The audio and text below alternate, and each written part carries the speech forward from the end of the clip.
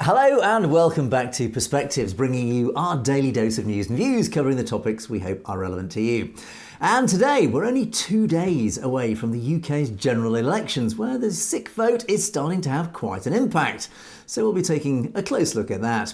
We'll also have news of a landmark decision in the US Supreme Court and how the treatment of women in Bengal has raised some serious concerns. And we also have a special video taking a brief look at that fascinating area of Ladakh. Well, joining me for Perspectives as always is our very own correspondent in Canada, James Cousineau. Good morning, James.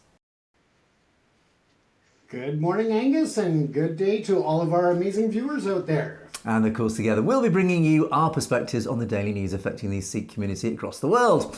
And of course, as usual, we'll take a look at the large batch of your great comments, and we'll be answering some of your questions raised in those with our own thoughts and, of course, our perspectives.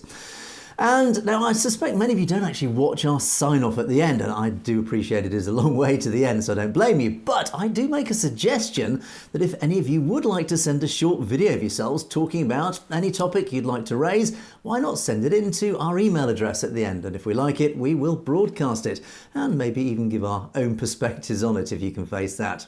So get recording and do send us some stuff. We'd love to hear what you have to say. But in the meantime, on with the show, and to kick us off, as always, James, what have you got for us today to start us off with? Well, Angus, the landmark decision by the United States Supreme Court has definitely shaken a lot of people to the core in terms of the presidential immunity that's extended. And of course, people are talking about the impact in relation to Donald Trump, but they're not looking quite yet at the depth and the impact it's going to have on democracy and the country moving forward way into the future. This, for those who are not aware, you can see here that the decision of SCOTUS, where it has extended presidential immunity of the president to a dangerous and a disregard for democracy and equal coverage of laws for every American. And when I say that, it's because it essentially states now that the American president, as long as he is acting within the powers and the scope of the presidency or within the quasi-powers of the presidency, the federal laws cannot touch him. The courts cannot touch him. He is completely immune. And there were certain points that were directly addressed here, and that included the assassination of people who are not only opposing him, but also running against him in elections and so forth. And again, this doesn't just have to do with Donald Trump. This has to do with the entire judicial system and the equality of all Americans under one law. So this is just a very hot button topic. I can see that in the next few days, we're probably going to see a great uproar about this, and some people applauding it. Other people are against it. And again, I'm going to bring up a few of the points here because it just really brings in an imbalance of power for the president. And when you look at it, of course, one of the things here would be, the allowance of a president to overturn election or to incite resurrections. It has, given them immunity from things that are just outside of the scope of reality. And when you look at the Supreme Court, the key points, it awarded Donald Trump some immunity from prosecution. Trump says that the SCOTUS decision should end all cases against him. And that leaves the question, where does that leave all of the cases against him right now with the Supreme Court ruling? And it also gives the ideal that the president is now a king above the law. And once again, this doesn't just have to do with Donald Trump, although that's what you're going to hear a lot of in the next few days. This actually goes to the office of the presidency moving forward and well into the future, and goes beyond the scope of what the founding fathers had intended for any power of the presidency. I think that I've put a few things here, and again, that would allow the legalized execution of political rivals. Again, that would be outside of the normal, but again, with absolute immunity, that would be allowed. Failure to hold accountable for treason or acts of resurrection. And again, that's not just to deal with Donald Trump in his case, but any president going forward.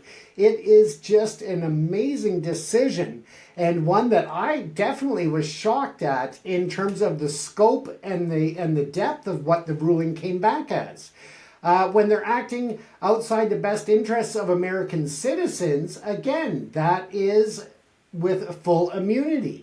And this, to me, is opening the door to a totalitarian and a dictatorship state. And that, to me, is a very dangerous and slippery slope for America as a whole. President Biden, of course, responded to the decision by the Supreme Court, and his response was, for all practical purposes, today's decision almost certainly means that there are virtually no limits on what a president can do. This is a fundamentally new principle, and it's a dangerous precedent because the power of the office will no longer be constrained by the law, even including the Supreme Court of the United States. The only limits will be self-imposed, and that's what Biden responded to or stated on Monday night. So this is a very big decision by the Supreme Court of the United States, and one that I think people should be very concerned with in a democratic society. So what are your thoughts on that, Angus? I mean, it's something that is just blowing my mind. Yeah, it's a huge story. There are so many elements to this. I mean, where to begin? But there are some very interesting elements of this. And it all points to one simple problem, and that is when the judiciary becomes politicized. And I think I'm correct in saying that the Supreme Court in the US is actually heavily politicized in the sense that the judges are political appointments. I think they are known, or their affiliations to whichever side, whichever political party is publicly known. So in fact, there is a political agenda behind their appointees, which in itself starts injecting bias into a legal process. Now, the law, wherever it is practiced, whether it's India, the UK, or the Americas, the law must always be independent. It must be cold, it must be emotionless, it must be black and white as much as possible. It must not be prejudiced or biased by political interference. And as soon as it is, that is where it starts going wrong. And actually, this has happened in the UK. We have a Supreme Court that was appointed by Tony Blair. Now, Tony Blair is not a popular figure in the UK for many reasons, but he was responsible for appointing the Supreme Court in the UK, which now has superior judicial powers over the British legal process. And they have created laws that have become effectively politicised. Brexit being a prime example of that. Whichever side that you lean on, it has been influenced, the Supreme Court decisions have been influenced by politics. And this is not a good thing. And likewise in the US, of course, the Supreme Court has come out with a, excuse the pun, a supremely political result. And the dangers this presents, as you pointed out, James, are huge. Another point I wanted to bring out actually is Donald Trump himself. He has faced a barrage of legal cases. And again, these legal cases have been politically motivated. Now, whether rightly or wrongly, whether he has broken law or not, they have been created by political opponents. And again, this is where politics is interfering into the law, and they are weaponizing the law. They are weaponizing the judiciary. And this again creates not just bad law, which leads us to totalitarianism, it leads to very dangerous situations and very bad law being enacted. It's weaponizing something that should be equal to each and every one of us, whether you were a president or you were cleaning the streets, it doesn't matter. One interesting insight to all this, and there are reflections across to what we talk about regularly, and that's India and Amritpal Singh. Donald Trump, there was a situation where if he was found guilty of some of these criminal offences, he could end up arguably in prison. But if he was elected as president, he could still stand for election in the presidential elections. And if he won that election, he was appointed the president of the United States from prison. He could then pardon himself. This is where the law becomes quite interesting. He could actually pardon himself, get himself released from prison, and then become president of the United States. But that is the way our system in the West works, that is democracy at hand. Now, contrast that where in India, where Amritpal Singh resides as a political prisoner, where the law has been weaponized by the Indian government against its opponents, and Amritpal Singh, amongst many others, resides in prison under questionable legislation without trial. And he has been elected to the Lok Sabha, and he still remains in prison. He's not allowed to pardon himself. He is a victim of weaponized legal process. So yeah, it has very interesting, very interesting contrast and reflections to us here in the West, James. So a fascinating story. It is, and one that we'll have to watch closely and see where the public opinion goes on that. Yeah, indeed. So what else have you got for us, James? Well, I thought that it was a very important hot button topic as well when we look at human rights and we look at what's happening in India. And I thought that this story here was quite appalling in the way that they publicly dealt with a woman who was allegedly or accused of being unfaithful, and the teen or youth that she was unfaithful with.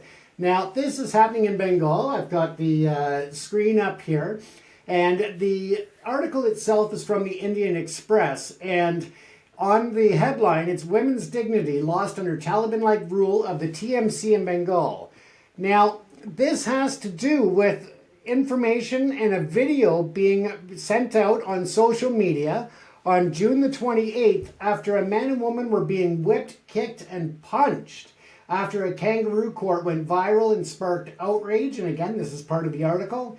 The police had lodged a suo motu case, and this is just incredible that they would take to the public streets and hold some kind of a, as the newspaper here called it, a kangaroo court, and for them to be publicly whipped and kicked and beaten on the streets. We've seen this time and time again in parts of India where it is quite often a target against minorities and Muslims, Christians, and so forth.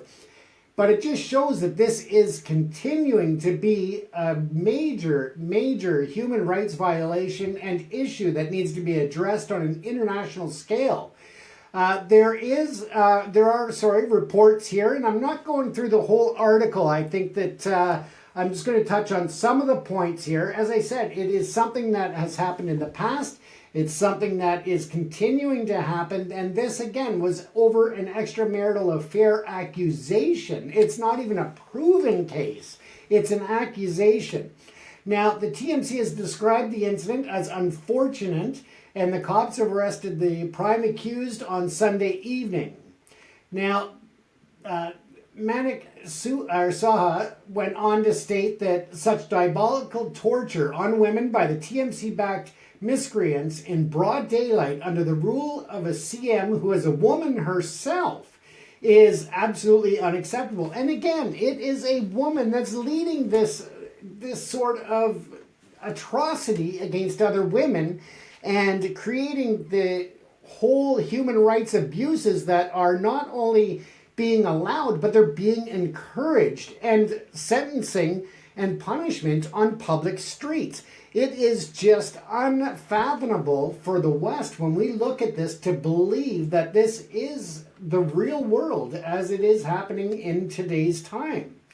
A BJP spokesperson who visited Bengal party assignments recently, and they were actually a part of a three-person team that sent there to look into this matter and to bring back a report to government.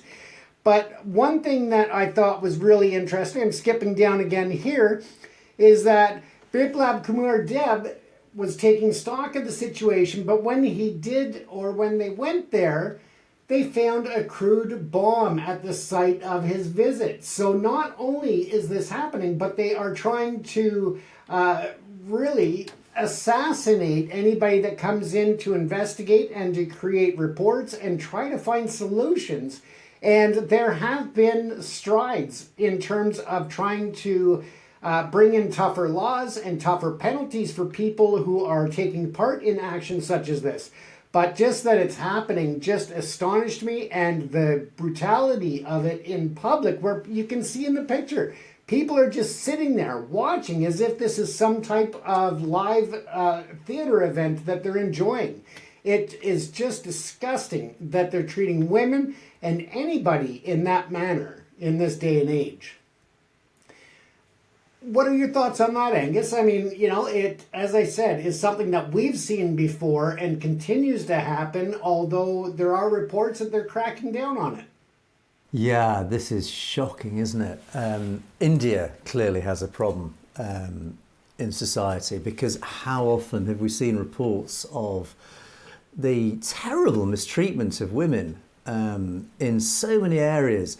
We quite often in the Western press, we read of gang rapes, of ritual humiliations of women, literally mass gang rapes of women in India, particularly during the Manipur disturbances last year. There were terrible stories coming out of abuses against women.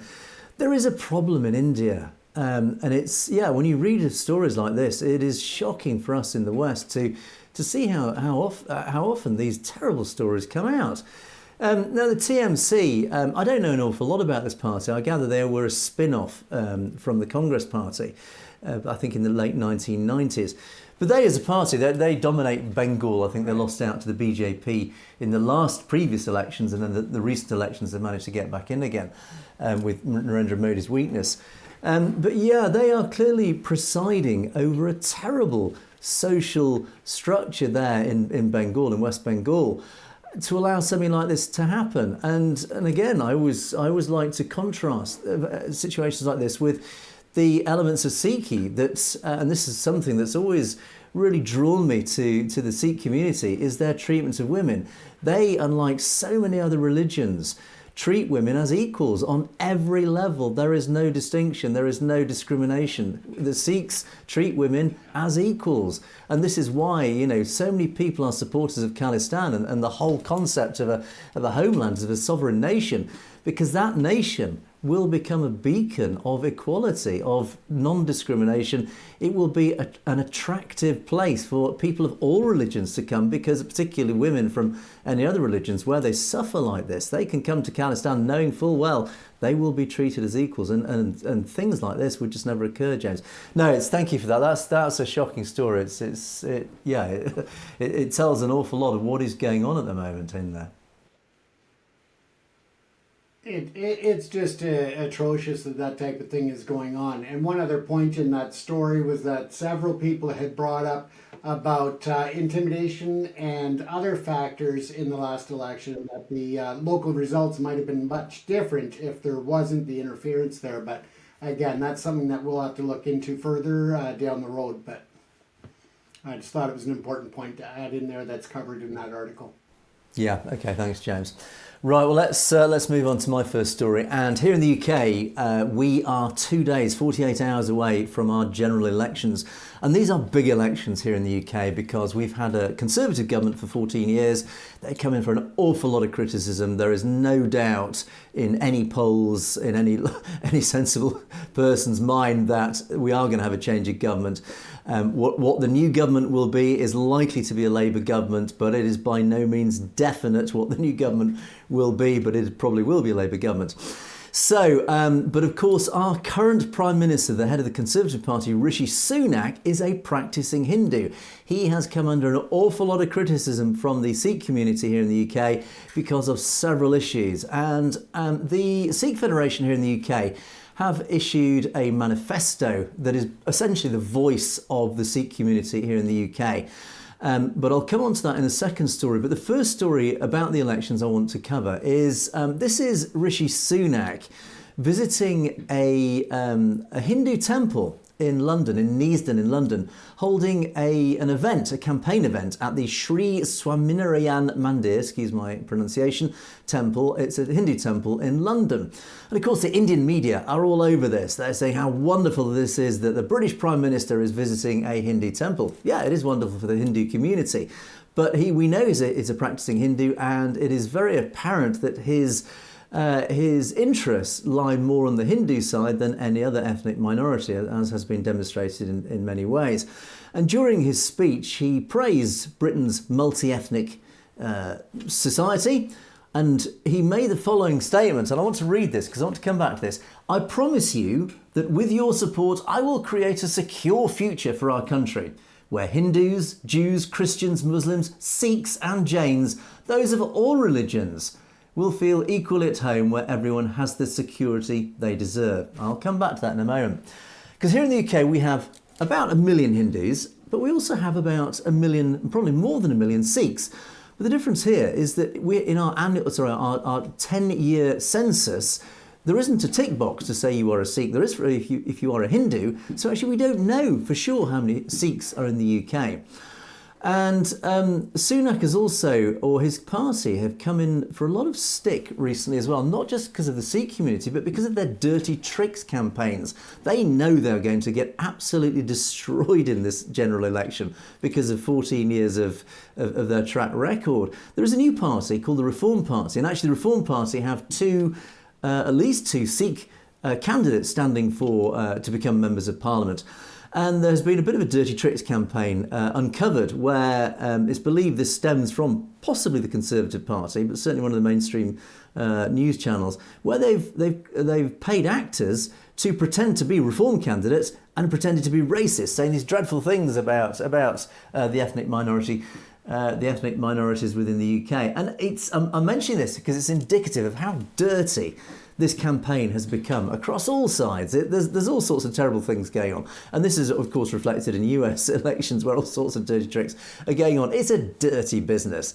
And of course, we, the ordinary people, are just trying to find our way through it and trying to find the least worst candidate to vote for. But I wanted to come back to something that Rishi Sunak said, and that quote that I mentioned. In amongst all this campaigning, there's an awful lot of rhetoric. There's an awful lot of political statements. And this statement where he has promised to support Hindus, Jews, Christians, Muslims, Sikhs and Jains. Well, I ask anybody, I challenge anybody in our audience, particularly in the UK, show me some evidence where the Conservative government have shown support of the Sikh community, have shown that they will provide, in his words, the security they deserve. Now, we know that the intelligence services have highlighted the fact that the Sikh community is under threat from India. We know that law enforcement, to some degree, and there are exceptions here which we've highlighted regularly, that law enforcement have done at least their best to protect the Sikh community where they have been able to, where they haven't been politicised, and I use that word very deliberately. West Midlands Police, I'm looking at you. Because, yeah, I'm sorry, but there is no evidence that the Conservative government have provided that support and that protection for the British Sikh community. Show me otherwise, audience. Please show me any evidence where that is the case. So, yeah, James, politics, it's a dirty game, isn't it? Oh, it is. And looking over from Canada, we see, so many changes in the UK in terms of your leadership there. We thought you were playing musical chairs. But of course, James, you in Canada, you have a mainstream political party led by a Sikh, of course. We do. Jagmeet Singh of the NDP party, and he has actually been instrumental in expanding healthcare, medication coverage, and dental care for people. So he has been working with Justin Trudeau's party in order to, much like India, they didn't have enough seats for a majority, so they joined forces. And that was a part of their agreement, was to bring in certain policies to help Canadians. So Jagmeet Singh's been an amazing leader for the NDP party, and it's unfortunate that a recent poll actually stated that, or discovered that, the majority of Canadians would not vote for someone wearing a turban. So I think that's just a lot of misconception, and I think that's a part of our goal with this show, is to educate people, because I think that a lack of education breeds ignorance. And I think that there's a lot of ignorance in today's society. Through our program, we can help educate the mainstream about Sikhs, about Sikhism, and about the culture, rich history, and amazing things that they contribute to the world, not just locally, but around the globe. Yeah, I think you're absolutely right there, and this is good old-fashioned racism. It comes down to human nature. Anybody that's seen as different is therefore ostracised or is marginalised. And I think our job is to try to get our audience who are non-Sikhs to understand what the Sikh message is. And here in the UK, and actually of course in the Americas, the Sikhs have contributed massively to our society in such a positive way, but their message is often not told. Their message is lost. And I think certainly across the Western nations now that hate crimes have been on the rise. This has been whipped up, I think, for many different reasons, maybe not even related to this, because there is a lurch to the right, and this is almost a backlash to how we've swung to the left, particularly across the West in recent years. But yeah, I think, and we often try to get the message of what Sikh is, what it stands for. I've been so impressed with the more I've researched about the religion and the culture and the heritage, the more, I think this is a message that needs to be broadcast. That if you see anybody wearing a turban, understand what it stands for. And actually, it's interesting, many people that I've spoken to have actually said, I know about the Sikhs, and they're pretty powerful people, powerful on all sorts of levels. So James, that's I think it's very encouraging to see that in Canada, that you have a political leader wearing a turban. Here in the UK, we have, I think it's 2 MPs in our parliament who wear turbans. No, I beg your pardon, there's one wearing a turban, one is a lady, Preet Kaur. But we do expect in these elections there is a very high probability that we will get a Labour government, and as part of that Labour government there could be at least 12 Sikh MPs and possibly even 14 at the latest. I think the latest polls mean there may be 14. So the Sikh voice here in the UK is rising. And this actually leads me nicely onto my second story, which is that the Sikh Federation of the UK, one of our organisations which is there to promote the Sikh voice, they sent this manifesto that we've covered regularly here on the programme.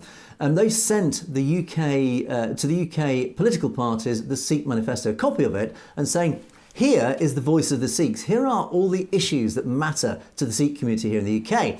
And these include many obvious things like, of course, commemoration of 1984, transnational repression, hate crime that I've just referred to. And of course, one thing very specific to the UK is the release of Jagtar Singh Johal, a British citizen, a Sikh who was imprisoned without trial for nearly 7 years in India. These are the big issues that matter to the Sikh community here in the UK. So this manifesto was sent to all the mainstream political parties, and their responses have been monitored by the Sikh Federation, their official responses. Now, the Labour Party and the Conservative Party, our 2 main parties, have not responded officially to this. We don't know why yet, but it's likely that there will be responses. But Labour Party, likely to be our next government, I mentioned they probably will have up to at least 12 Sikh MPs in Parliament. Their deputy leader, a lady called Angela Rayner, has actually been a very powerful advocate for the Sikh community. So she does stand as a friend. And they have promised as a party to offer an inquiry, an official inquiry into 1984, and that may possibly reveal what was the British government's involvement in those events. We know they were involved. We talk about it on a regular basis. So this official inquiry might release some pretty shocking evidence. But that's the Labour Party. The Conservative Party, now I've ranted about them regularly. They have sent no response. We know that some Conservative candidates have visited gurdwaras around the country. But here's a thing. A Conservative candidate for Edgbaston, that's one part of one of our biggest cities in the UK, Ashvir Sangha, I believe he is of Indian descent. He was quoted to have said that he was allergic to taking up Sikh issues. He's an Oxford University graduate, and he refused to be pictured with the manifesto. Ooh, ouch. That's not going to do the Conservatives any favours with the Sikh community. Now, the Green Party, who are essentially campaigning on a very environmental message, they sent a very positive response. They talked about hate crimes, protecting the 5Ks, to improve education about the Sikh community, get the Sikh message across. And of course, they were very pro-campaigning for Jagtar Singh Johal. SNP, the Scottish Nationalist Party, who are campaigning for an independent Scotland, very positive response from them. They were very supportive of relationships. They've been building strong relationships with their Sikh community. They have quite a big Sikh community in Scotland, particularly in Glasgow. They are campaigning for the right to freedom of religion and the right to freedom of worship. And of course, Jagtar Singh Johal is a constituent of an SNP MP who has been campaigning strongly on his behalf. So the SNP very powerfully behind the Sikh community. Wales, a small non-independent part of the UK, they have shared their manifesto with all candidates, but no official response back from them. And the two other parties, the Reform Party, who do have two Sikh candidates standing for them, they have not responded officially as far as we know, but we believe that they will be that their response will be reported, I think maybe today or tomorrow, so we'll let you know what that is. And then the Workers' Party, a very socialist, very left-wing party led by George Galloway, I think their response to the Sikh manifesto will of course be revealed tomorrow. And I believe that they are very supportive of the ethnic minorities. In fact, I know they are, because they are very powerful supporters of the whole Gaza Israel issue. A lot of their vote comes from the Muslim community, the Islamic communities of the UK. So, James, that is a very detailed breakdown of the UK politics. But yeah, it's as we talked about, it's very reflective of the fractious, the fragmented politics of the Western nations. That's democracy in action, though, isn't it?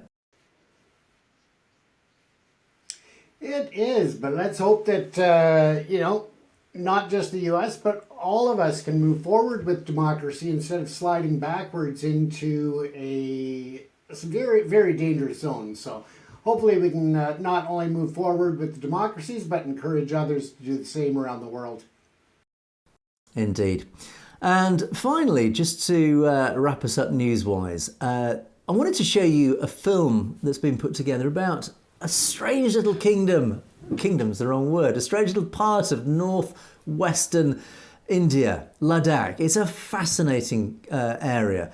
It has many relevances to the Sikh community and, of course, to Jammu and Kashmir, J&K.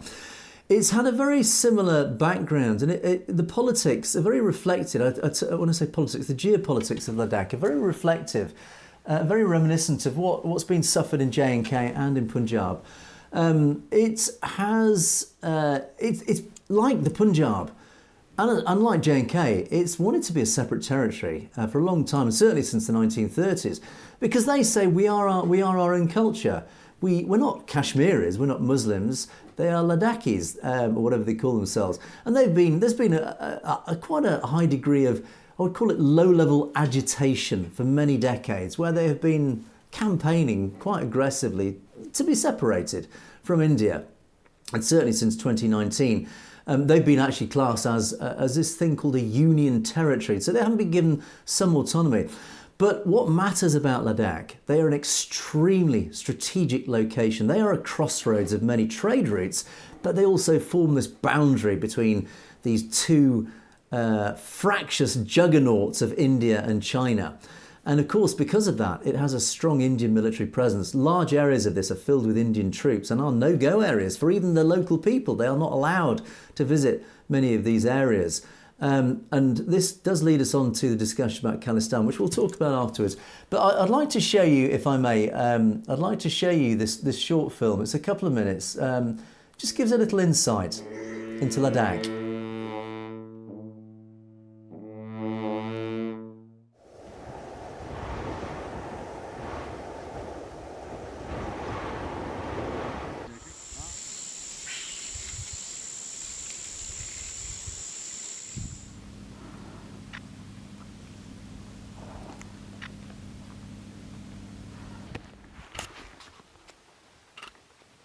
Geçiyorsun, bunun içine gidiyorsun. वहाँ रुकता है army जगह रुकता है हम लोग लेना नहीं देता वहाँ से आमना जगह हो तो अच्छा चलने की जगह नहीं है आमना ये हाँ। यहाँ से वहाँ तो आमना है अच्छा वहाँ भी कभी कभी रुकता है कभी छोड़ता है कभी रुकता है अच्छे से पहले वहाँ तक जाता है सर वहाँ वहाँ ऊपर तक अभी कहाँ छोड़ता है ऊपर तक 2020 से है ना हाँ। उससे तो ऊपर नहीं छोड़ता वहाँ अंदर से बस आर्मी बैठता है नीचे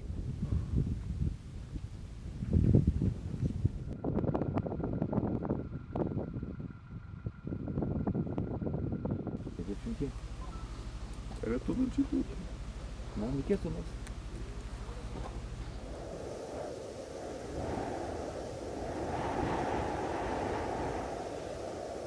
हाँ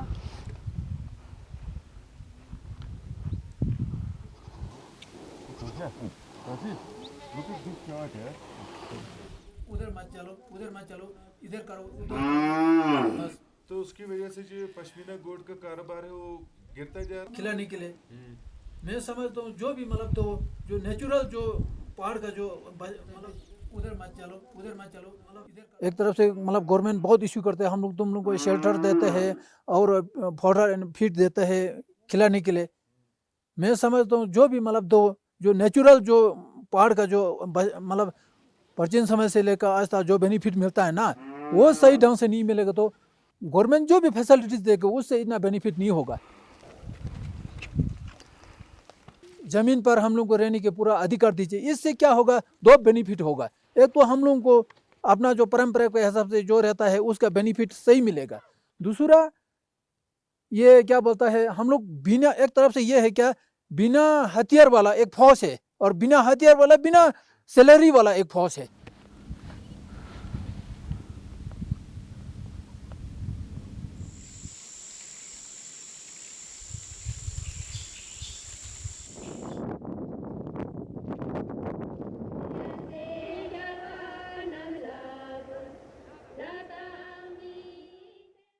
Yeah, what a fascinating and beautiful part of India. But I say part of India, clearly there is a huge cultural difference. What on earth do people in Ladakh have in common with people in Delhi?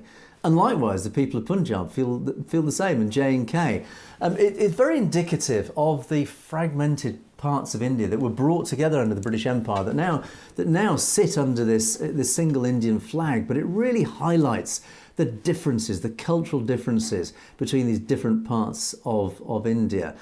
And this also brings up the whole concept of Khalistan and the geopolitical situation, because India does not want to let go of Ladakh. Clearly, it is a very important frontier region that abuts China, and which is why they've got hundreds of thousands or certainly tens of thousands of Indian troops in the area because of that. There's been all sorts of clashes reported along these border regions. But again, Khalistan, the concept of Khalistan, it has existed for a long time, and one of the reasons that it stands as a good concept for all parties is that it would form a buffer zone. And Ladakh, there's no reason that Ladakh couldn't form a similar type of buffer zone between Pakistan and India, between China, Pakistan and India. It's in that whole northwestern area region. So geopolitically, it's a very hot area. It's almost too hot to handle politically in so many different ways. And what easier solution for all parties, including the West and India and Pakistan and even China, to have this whole area declared some sort of independent buffer zone that could be made up of a J&K, that could be made up of Khalistan, that could be made up of Ladakh. I don't know, it's geopolitics, James. There's never one simple answer, unless it's Khalistan, but there's lots and lots of different complex answers. Exactly. And one of the important things that I took away from that video as well is the breaking of their independence and of their traditions. And again, this is something that we're seeing around the globe, and especially in India, is trying to strip away the identity, the dignity, and the traditions of many cultures. Yeah, and we see that in the Punjab all the time, of course, with the cultural heritage of the Sikhs and the indigenous Punjabis, with the language being removed, as we point out regularly. But here, yeah, and likewise, J&K, they're doing the same, and likewise in Ladakh. But good luck, I have to say. I mean, again, the people of Ladakh are so culturally different to those of, let's say, the cow belt in India. You know, how on earth can you bring them into alignment with them? They're not. They're culturally, they're totally different people, and they're only aligned with India because they share the same flag, but nothing else. And likewise, you could argue with many in the Punjab feel the same way. So, okay, let us rattle on to our next segment. Sorry, James, you were saying? I was just going to say the fact that they are worried about their cattle grazing, they are being fed, secondary feed as opposed to naturally grazing on the grasses and the pastures. That's sad. It really is. It is that. It is. Okay, so yeah, let's rattle on to our next segment. And that is, of course, your wonderful comments, and they have been pouring in. So thank you so much. We get loads of complimentary comments. So just a blanket thank you to you all for those wonderful comments. We do read them, and we very much appreciate them. It does keep us going day to day. So our first comment, and again, these come after our interview with Dr. Gurinder Grewal, particularly referring to the situation of the lower caste and the caste system. Again, one of our regulars, user SG something or other, says, Angus, I have to say that you are very brave to bring these kinds of videos and shows. God bless you. Please do a show on Manipur riots too. Yeah, you say we're brave. Yeah, and this highlights this whole story. Why is it brave to have freedom of speech? Why is it brave to speak up against oppression? This is a democracy. We in the West live in a democracy. We have the legal right to stand up and offend. We have the legal right to hold governments to account. And this is why we highlight this fact. Because in India, you are not allowed to do this. Thank you for this comment. You're absolutely bang on. Is that, it highlights this very point. We're not brave. This is because we take it for granted in a democracy that we can speak up and criticise governments without fear. Without fear of being arrested or with being carted away to jail without trial, as many have been done in India. So I don't see it as brave. I just see it as my given right living in a democracy. Please do a show on Manipur riots too. Yeah, we haven't talked about Manipur for actually quite some time. The news has been very restricted coming out of Manipur. I covered it an awful lot about a year ago, actually, in fact, just over a year ago, when the terrible violence was occurring and the BJP and Narendra Modi were very notable in their silence. I think only after 4 weeks did Modi actually publicly say anything. And again, it was a very sterile speech saying, oh, I will do what I can, but basically didn't do anything about the terrible violence that was going on, the intertribal war that was going on there. Many people were dying, tens of thousands misplaced. So yeah, James, but going back to our freedom of speech point here, do you feel brave speaking up? No, I just feel that it is our right, but not only that, it's our obligation to speak up for the people who cannot speak up for themselves. So, again, we're fortunate to live in, countries where we have those rights, where we have the legal protections. And by all means, that's what it takes, is for people to speak up and be heard. So yeah, and I think it says an awful lot that our correspondent here calls us brave. That shows how terrible this situation is, that you feel that it is brave to speak up where we take it for granted. And I think that highlights the real issue here and the problems that we have with India and their lack of ability to speak up. So anyway, this this next comment, Nirmal Singh wrote to us, and this is a little bit of a naughty comment, but it did make us laugh, and I wanted to read this one out. I live in Australia, and I am a Malaysian-born Sikh. I work in the ATO, and a Hindu working with me from Fiji came to me and told me he was a Brahmin, an upper caste. I disregarded this, but when he kept reminding me about it, I showed him by pointing it to him the Brahmin was in my pants with a bald head. He never came back with this rubbish about his caste system to me. Now, I think hopefully everybody can understand what he's referring to there. It did make me laugh. There is a serious point here, and it is. The serious point, of course, is this dreadful caste system. And it's all right if you're upper caste, yeah, you can go around throwing your weight around, as clearly this Brahmin has done so, but don't expect everybody else to respect that, because outside in the real world we don't respect the caste system. Okay, on to our last show, and we did of course talk about the CIA agent who highlighted the fact that India has been paying the Taliban in Afghanistan, the Taliban regime, to kill Sikhs and Kashmiri militants, as they call them, certainly activists and campaigners in Pakistan. And our correspondent here, Sukhwant690, said Afghanistan's ex-president Ashraf was also involved with the Indian agency in targeting Sikhs. Yeah, it's very clear that evidence is emerging that there has been some sort of collaboration between the Afghan government in recent years and the Indian intelligence agencies. They've been targeting, because Afghan politics, like many countries, is very fragmented, it is very fractious. There are these different factions. Usually they are, if I recall, they are affiliated to different elements of the Islamic religion. I think they interpret it slightly differently, and they have formed these religious political factions based on that. And of course there is always friction between these different factions. And they're always fighting, sometimes almost literally, between themselves about this. And of course, India has leveraged these tensions to its own benefits and have been working with certain factions to then target Sikhs and Kashmiris in Pakistan. James, I don't know if you've got any comments on that one. We're starting to get into very, very deep Afghan politics there.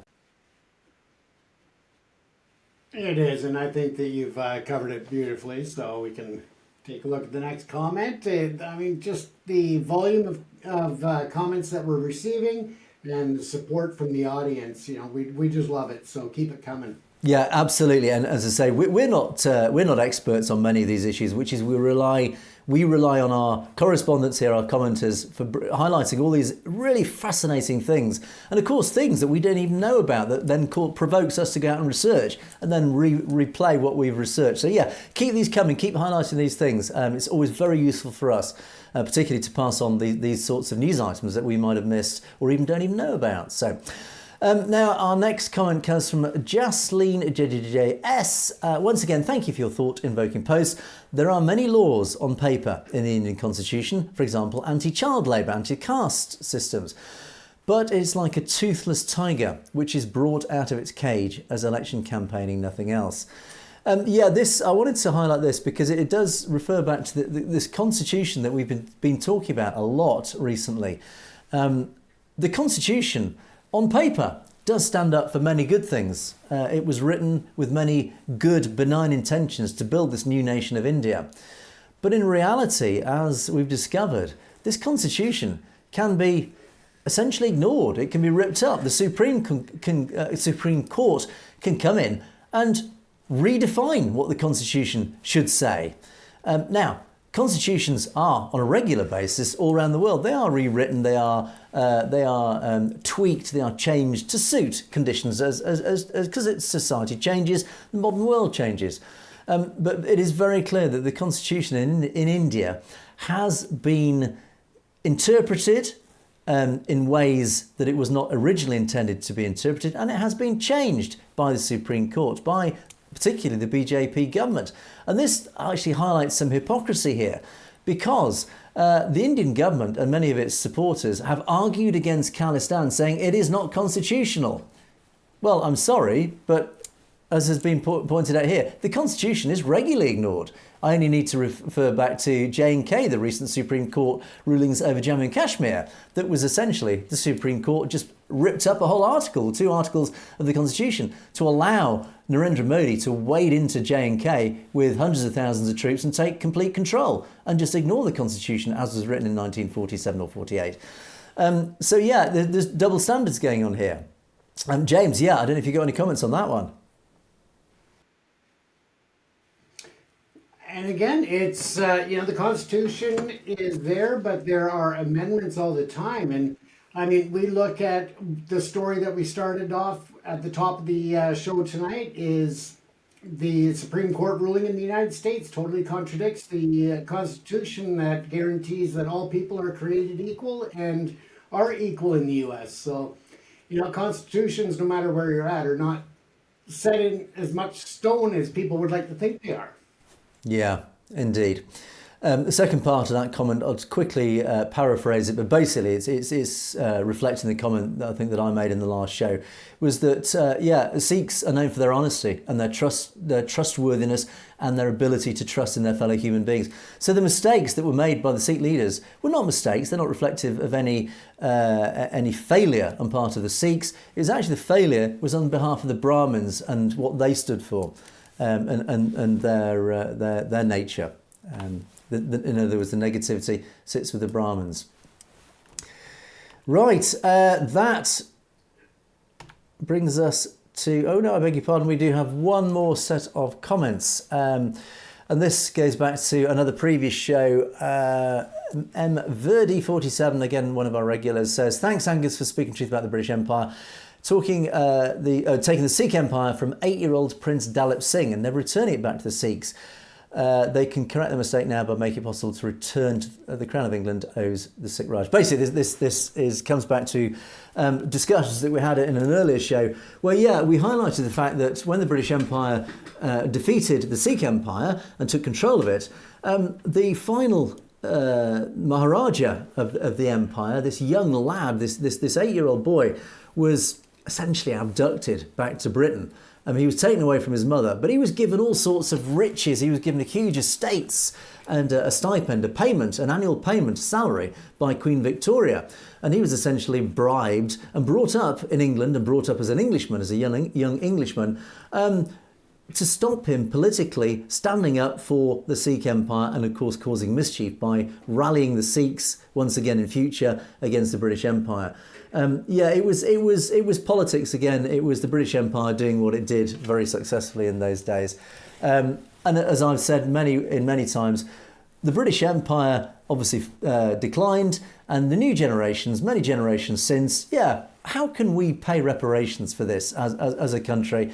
And as I've said regularly, is that I think the simplest, most appropriate reparation that the British government, the British state can do now is grant the Sikh community, the Punjab, its own homeland, its sovereign nation, to return it back to what it was when the British defeated them in 1850 or so. Okay, right, this is an interesting one. Exois, another one of our regulars. These days, India has a very inflated ego, a self-acclaimed so-called world leader, a delusion imposed on itself without a base in reality. Yeah, this is a great comment. I liken India now to a teenage boy that's sort of maturing. It's like a belligerent teenager who's suddenly standing in the world of the grown-ups and finding he has a voice. And he shouts out loud, he's very opinionated, but he's making all sorts of teenage mistakes. He hasn't quite grown up yet. He thinks he is at the grown-ups table, but he hasn't quite learned, he hasn't got the experience of how to say things correctly, of actually what opinions to form and how they sit in the big world order. And India is a little bit like that. It is going to be a grown-up. One day it is going to be one of the big grown-ups of this world. But it's just not quite there yet. And it's learning a lot of painful lessons. And you're right, it's got this great ego. It thinks it is a world player. It's not a world player yet. It's going to be. The big question is, what sort of grown-up is India going to be? At the moment, it's very aligned with a bad crowd. It's aligned with Russia. It's aligning with totalitarian states like China. This is the way India is going at the moment. Is that the sort of grown-up India wants to be? Or does it want to be a democratic grown-up, a grown-up that aligns with the Americas, with the UK, with Australia, these mature democracies that have existed for hundreds of years, that certainly we're prejudiced in saying this, but these are the grown-ups where freedom exists, the grown-ups that provide a society where everybody is seen as equal, where everybody has an equal voice. So India has this choice. What sort of grown-up do you want to be, India? James, any thoughts on that? Oh, I think they're at a precipice of choice, and as you stated, they could be an amazing influence in the world as they mature and as they move forward, but it just depends on the decisions that they make now. Yeah, India has so much to offer the world. I've always been a big fan of India, and we often get accused of being India critics, of India haters. We're not India haters. We love India. I love India. I love the people of India. I'm just very sad and disappointed to see the way that India is going. It's going in a wrong direction. It could be going in so many good directions. It has so much to offer the world as a nation. But its governance is the problem, and this is what we try to highlight. The Indian people are wonderful people, but their government that has been taking them in the wrong direction for 10 years is a danger to the world, and that's what we try to highlight. So a final comment, Govinda Sond. Indian state is purely a dictatorship. No one dares to ask questions to the state for their own crimes against humanity and children and women. Well, there you go, and that final comment just wraps up what I've just been saying, James, doesn't it? It certainly does in a nutshell. Yeah. So there you have it. Keep those comments coming in. They are wonderful. We do love reading them. We do love reading them out, and we do love commenting and giving our perspectives on those as well. But unfortunately, time has beaten us and we must draw it to a close. But of course, that was Perspectives. And please don't forget to keep those comments coming in. And we are receiving some great ones. But don't forget, if you'd like to record a short video message on anything relevant, do send it in and we would love to hear what you have to say. Don't forget, of course, you can message us directly at message@satellotv.com on any news items that you'd like to highlight that we should be covering. But in the meantime, thank you so much for watching Perspectives. It's goodbye from me and it's goodbye from James. Once again, remember to like, follow, and subscribe to keep up to date on these videos, but also don't be shy. Go back and watch some of our previous episodes as well if you're enjoying what you're seeing.